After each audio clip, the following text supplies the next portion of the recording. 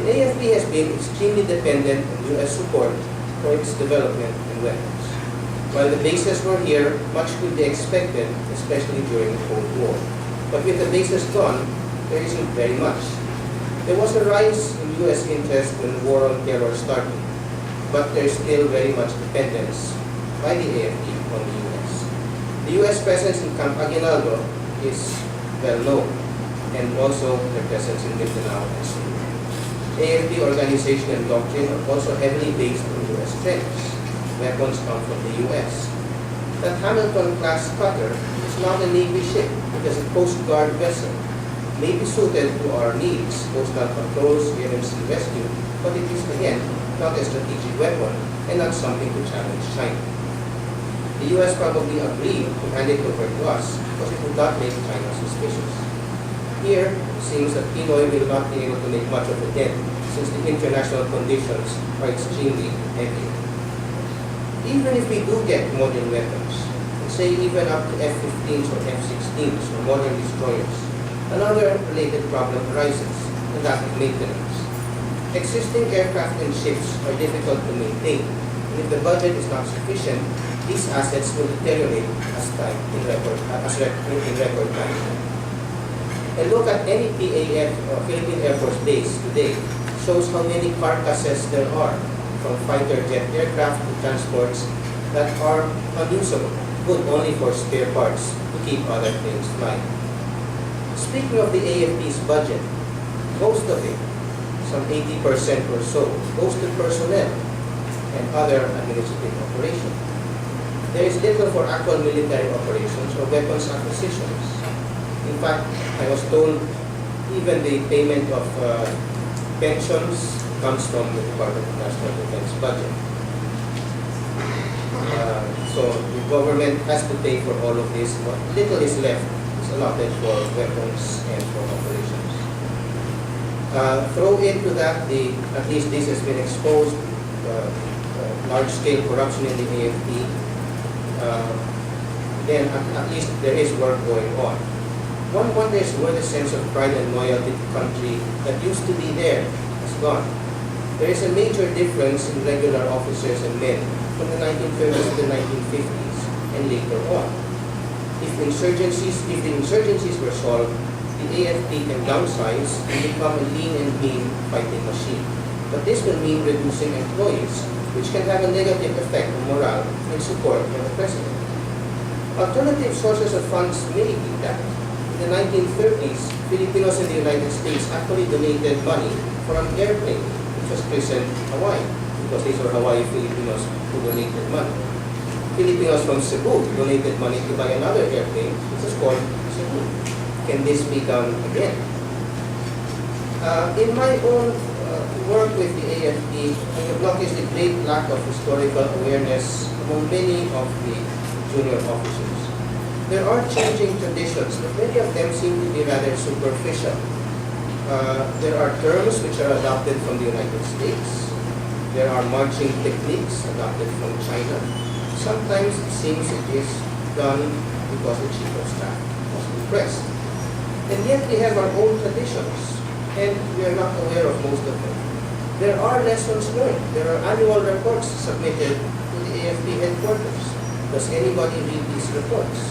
Does anyone really study the lessons learned? Because going over these reports, there are practical lessons and there are long-range lessons that can be learned. There have been self-reliance programs for the armed forces since 1946, even since 1935. And in martial law, there was a great deal of planning to try to introduce a deal of self-reliance. There is a government arsenal in Bataan, manufacturing ammunition. There were bigger plans before, and at one time we were even exporting weapons. There were plans before to produce our own aircraft. We were manufacturing ferrocement and fiberglass patrol boats locally. Some of these were hampered by petty jealousies. Others flourished because of political will and the availability of funding. Funds were probably available before, which are not available anymore. Cold War, the anti-communist stance of the Philippines and the U.S. governments, but the termination of the basis agreement with the termination of the basis agreement, U.S. military assistance dwindled. However, that doesn't mean the end of things. One other point in the AFP that stains its name present, human rights record. There is nothing yet, for example, on Jonas Burgos, or the two UP students who disappeared. The Supreme Court has ordered the AFP to produce Burgos, but the AFP insists that he is not with them. There has been no action on generals who are suspected of conducting atrocities or at least abetting them. Here is where some decisive leadership can be taken to remove some of the bad press that plaguing the AFP. Today's military organization is very complex and follows management principles. General headquarters in Camp Aguinaldo goes up to, I think, J10, where before in World War II we had only 4 assistant chiefs of staff, with the 5th later added. The 5th was interestingly in charge of budget.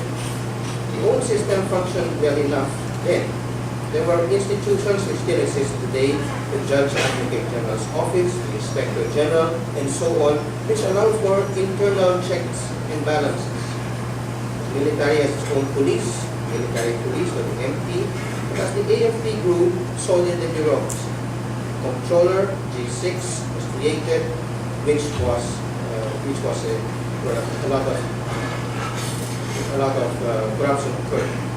This has now been abolished, and at least there are plans to rehabilitate or to reform the administrative structure of the AFP. There was another question also asked in the forum outline, that was of tapping retired generals. I think Aquino did tap several retired generals, but the present administration seems to have tapped fewer generals than, let's say, General Ramos or GNA.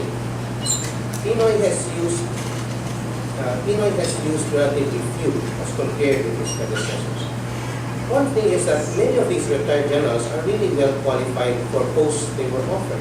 And considering the early retirement age in the AFP, it would indeed be a waste not to tap such experienced managers since they were educated with government funds. But Pinoy should not overdo it and should not base his choices on loyalty to his mother's loyalists or to himself. Naturally, it is important to be able to trust one's appointees, but they must first and foremost be qualified to handle the job. There is more transparency now, with checks issued instead of cash in envelopes, so there is a paper trail. But I've also heard that some officers have also chosen to erase their computer files, thus removing the trail. Not everything can be budgeted. The nature of military operations is such that one cannot predict when a major operation will break out, and then one would have the need for massive expenditures. One cannot say when the MNL will attack, but AFP must be ready and must react. So contingency funds to break government red tape and bottlenecks are there, and here is where corruption comes in, for these funds are generally unaccountable. Many steps have already been taken to improve this, and accountability is becoming clearer. But things like intelligence funds and other contingency funds are still needed for secrecy and rapid use. Pinoy can curb blatant corruption that probably not yet eradicated in 6 years. With political will, the AFP officers and enlisted personnel, civilian employees supporting it, Pinoy can improve the AFP's image and effectiveness. But given the fact that other factors resulting in the AFP's current problems run deeper and occur in an international environment beyond Pinoy's control, some things will probably remain the same, dependency on the US, for example. But Pinoy is in a good position to ensure that the reforms his administration institutes in the AFP against corruption, effective modernization, as well as structural changes to ensure more accountability will be lasting. So I have an optimistic view that the Pinoy administration has the chance, and I'm hoping that he takes the chance. It's a very rarely given chance, large popular support. I think he should take it, he should be aware of what his position is, and that he should take decisive measures. Thank you very much.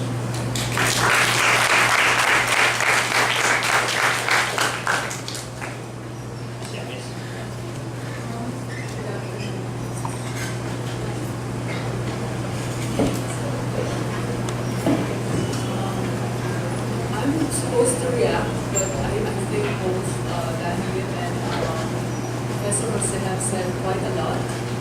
And also because the military is such a big subject to cover. One thing that maybe I can do for now, because I didn't really prepare for anything I'm supposed to react, is that maybe I could just give a broad perspective of the kind of generation that's coming up in the military. For example, the current crop of officers now, officers from 79, 78, 79, 80, 81, they'll be retiring in a few years. And after that term, after their term, we'll see a new crop of officers. And how they came about is very interesting because of the kind of things that happened in the last 20, 40 years. Okay? So you have, for example, the generation of the Marcos's time. You had, at that time, abuses. They were very spoiled. They were very wealthy. They had everything they wanted. You had a strong hand, of course. You know, I mean, the military was under Marcos's wings, and they had everything they wanted. And then you have the generation from Cory's time until the present. Well, just before the present, until the GMA's time. And that's the tumultuous episode. And I feel that is from that generation. You had the coup attempts, the restiveness. You had the military losing resources because they stopped thinking of what they were going to do in the future. And also because of what was happening in the economy. You had the fighting, the internal wars. So it was heavy on internal security operations. You saw what was happening in the Communist Front as well as the Muslim secessionist uprisings, the movement. So if you think about it, politicization itself, it started from Marcos's time. And it's always been there. And I don't think it will ever go away. So I don't think there will be a question of are they coming out of the Chile's model, is Chile coming out of the model or not? I think it's there. And it won't change. I think the question now is the kind of political maturity that they have. So in the last 20 years, it's been so divisive. Now the new generation, what is it that they want to do? You have a different kind of makeup in the classes. For example, among the PMA graduates, before you could tell who was going to be the officers who were going to make it in top positions. But now it might be just a little difficult because each classes have bigger classes. You know, they're like more than 100, 200, so a lot of them will try to put their way through. But the thing there also is, in this new crop,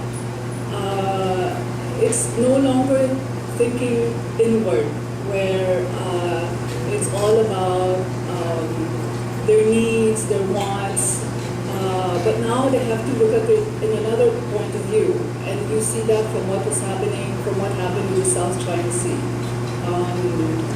incident.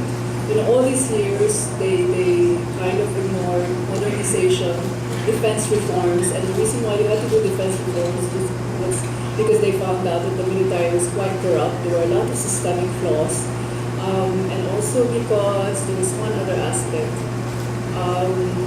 I'm sorry. The Americans did a study on this with the government at that time. There were three major pointers as to why they had to do reforms. The military was half capable only. Half capable, which means that if something happened to us, they would be able to do anything. So this time, it's now trying to make that transition and how the military wants to see itself in the role given to them. So now you have to talk about external defense, and Professor Jose mentioned a lot of things about modernization, because for the last 15 years we were supposed to modernize and nothing came out of it. There was a huge budget for it, I think maybe 330-something billion pesos, but they only got 31 billion pesos. They sold Fort Bonifacio to get money for modernization, but again, they got very little out of it. So now the military doesn't have much internal external defense. So that's one thing that the new crop of officers will have to think about in the future. And another is also how they want to change themselves. Because in the past, when you had ISO, the internal security operations, it's always a question